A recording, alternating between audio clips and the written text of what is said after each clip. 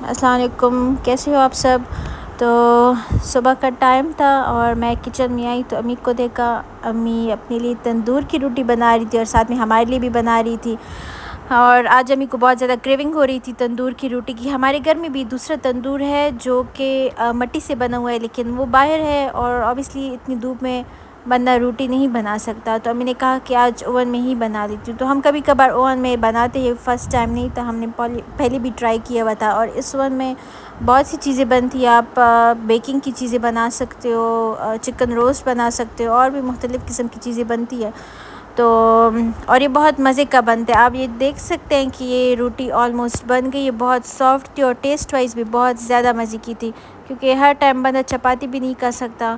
اس کی ڈو بہت زیادہ سافٹ بنی تھی، یہ دیکھیں اتنی سافٹ۔ امی نے اس کا آٹا گھوندا تھا، پھر اس کو سائڈ پہ رکھا ہے اور ابھی اس کو فلیٹ کر کے روٹی ٹائپ بنائے گی۔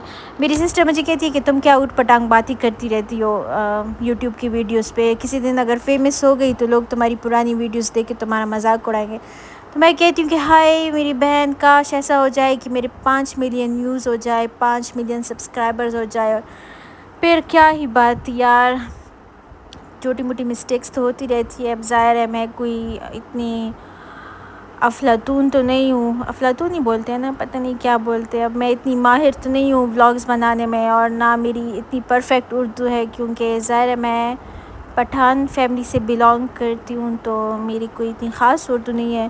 تو یہاں پہ آپ دیکھ سکتے ہیں کہ بس امی نے روٹی اس ٹرے پہ ڈال دی، اب یہ ٹرے فوراً اس میں جائے گی کدھر، الٹرا ساؤنڈ مشین میں۔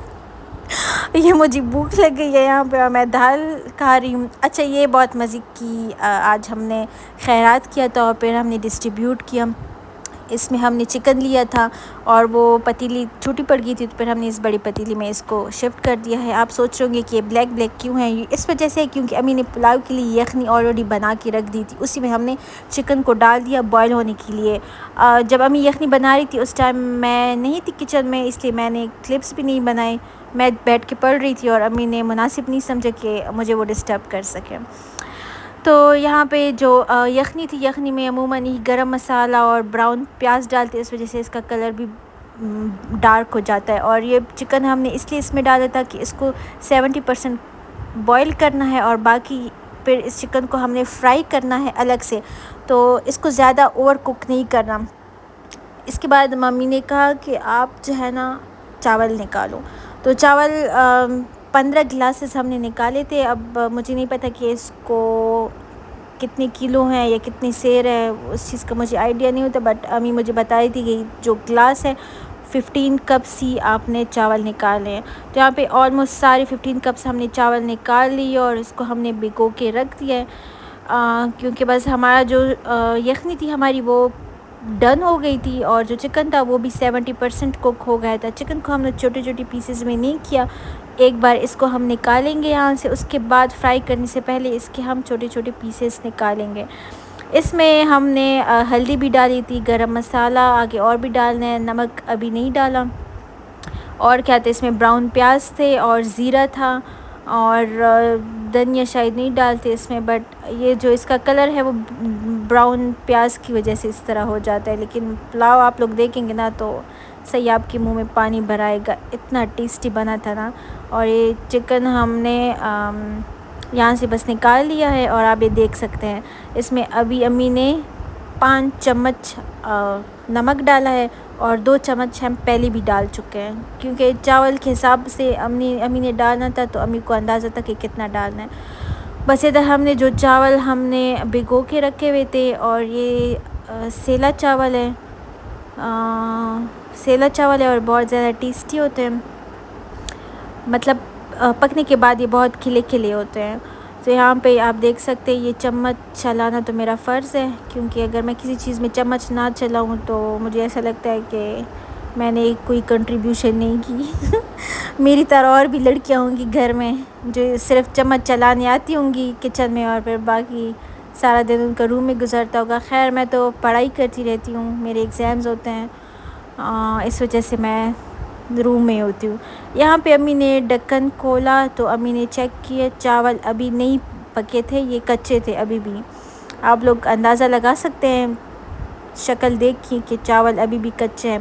اس میں ہم نے پانی ڈالنا ہے اور بھی، لیکن یاد رہے کہ پانی جو آپ ڈالیں گے وہ ٹھنڈا پانی نہ ہو، وہ بھی گرم پانی ہو۔ یہ جو پانی اس میں ہم ڈال رہے ہیں یہ گرم پانی ہے، کیونکہ ٹھنڈا پانی اس میں نہیں ایڈ کرنا، نہیں تو پتہ نہیں پھر کیا ہوتا ہے۔ اور جب اس کے بعد جو ہے نا یہ گرم مسالہ ہم نے اور بھی ایڈ کیا، کیونکہ امی کہہ رہی تھی کہ کلر جو ہے نا تھوڑا ڈارک آنا چاہیے، تو یہاں پہ ہم نے نمک بھی ٹیسٹ کیا، نمک بالکل پرفیکٹ تھا، اور تھوڑا سا ہم نے گرم مسالہ 1 چمچ اور ایڈ کر دیا۔ آپ لوگ اس میں وہ بھی ڈال سکتے ہیں، کیا نام ہے، کنور کیوبس۔ اور یہاں پہ ہم نے تھوڑا سا اس میں اور بھی پانی ڈال دیا، بہت کم ڈالنا ہے کیونکہ یہ جگہ جو ہے نا اس ٹائم پہ یہ آپ لوگوں سے خراب بھی ہو سکتے ہیں۔ یہاں پہ پھر دم لگایا، دم لگانے کے بعد دوبارہ چیک کیا، اور پھر بھی تھوڑے بہت کچے تھے، اب اس کو صحیح والا پراپر دم لگانا تھا، اور آپ نے جو ہے نا پانی زیادہ نہیں ایڈ کرنا، اس کا حلوہ نہیں بنانا۔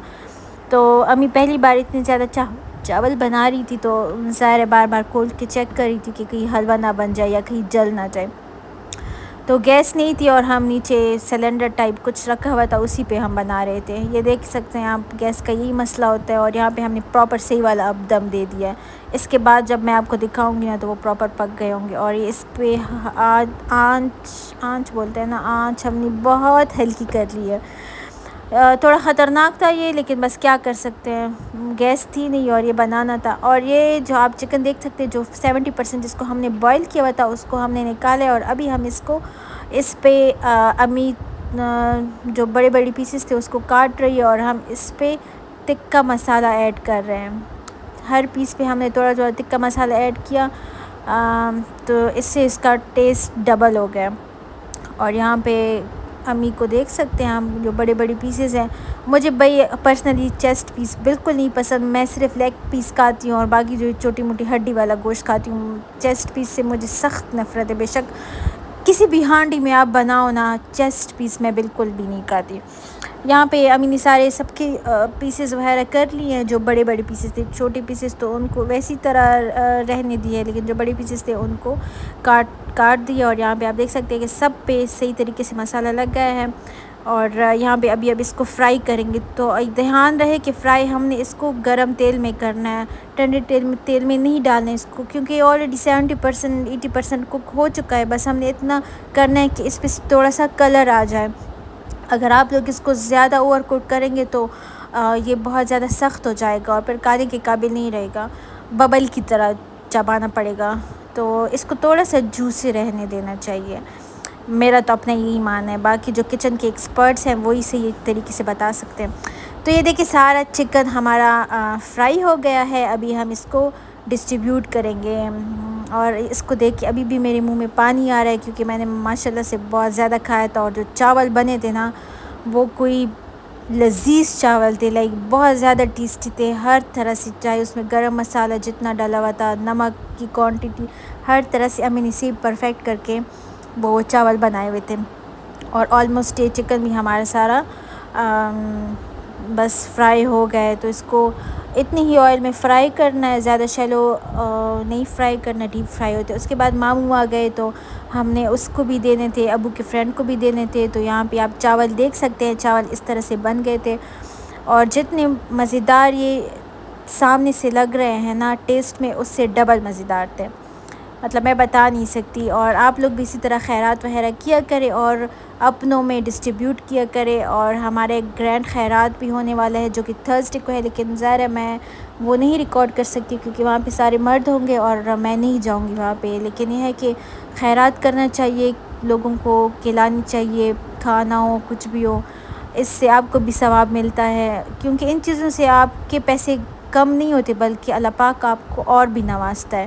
ماموں ہو گئے، ابو کے فرینڈز ہو گئے، باقی جتنے بھی ہمارے آس پاس کے گھر تھے ان سب میں ہم نے یہ چاول ڈسٹریبیوٹ کیے۔ یہ دیکھیں میرے ماموں آئے تھے اپنے بیٹے کے ساتھ، تو ان کو بھی ہم نے دے دیا اور وہ چلے گئے۔ اس کے بعد ابو کے دوست آئے تھے تو ان کے لیے بھی ہم نے پیک کر کے ان کو گھر کے لیے دے دیا۔ گھر میں وہ صرف ہسبینڈ اور وائف ہی رہتے ہیں، باقی گھر میں کوئی نہیں ہوتا ان کے۔ تو یہاں پہ میں سب کو یہی بتاؤں گی کہ آپ لوگ بھی اچھے اچھے کام کریں، برے کاموں سے دور رہے، کیونکہ آخرت اگر آپ کو یاد ہو تو پھر تو بہت اچھی بات ہے، لیکن اگر آپ لوگوں کی ضمیر مر گئے ہیں تو پھر کچھ نہیں ہو سکتا۔ یہاں پہ بس ہم باہر نکلے ہیں اور موسم اچھا تھا، تھوڑی چہل قدمی ہو گئی۔ ملتے ہیں آپ کے ساتھ نیکسٹ ولاگ میں، بہت ایکسائٹنگ ولاگز آنے والے ہیں۔ اوکے بائے، اللہ حافظ۔